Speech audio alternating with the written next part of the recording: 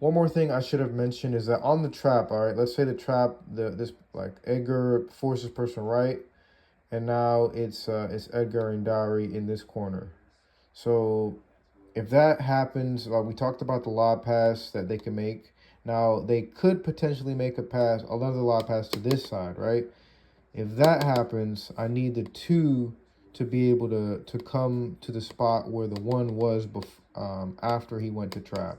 The two has to rotate over, and the three in this scenario has to be able to play two. Right, he has to play his corner and the hash, because really, if this person is trapped here, the pass to here, he's definitely not going to be able to make that pass. That's an easy steal. If the three plays a lane there, if the three plays a lane basically in this whole section of the court, once this person's trapped, they really don't have anywhere to throw the ball. As long as the rotation, the two makes a rotation to where one was before. I'm sorry, after they trapped, then there's really no way they can play ball. The two just has to play the lane, and then the three just has to play the lane on this side, and the five is going to meet that cutter.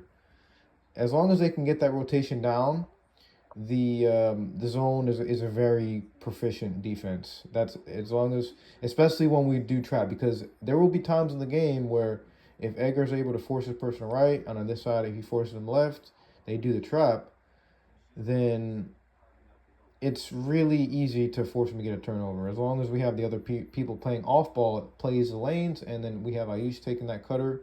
When essentially, once this person that was in the corner, if they cut, because they're gonna move because we're basically forcing them, so they have to go somewhere. It's most likely gonna be a cut unless they go this way. Then like I said, in that scenario, the one has to be able to rotate over and play that lane if they end up going this way. So that was one more rotation we have in the 2-3, is that let's say this person goes here, and 1 and 4 are gonna trap. 5 is going to pick up if he cuts, and then 2 is going to rotate over to this side to be able to play where 1 was after he trapped. So that's a really important rotation. All right, I know it may be a lot of information, but I want you to keep watching these videos over and over again until you got it down. If you have any additional questions, feel free to ask me, and I'll be happy to explain. But this is how the rotations work in the 2-3. This is how a lot of high school offenses, defenses run the 2-3, and where they expect you to be in a rotation in 2-3.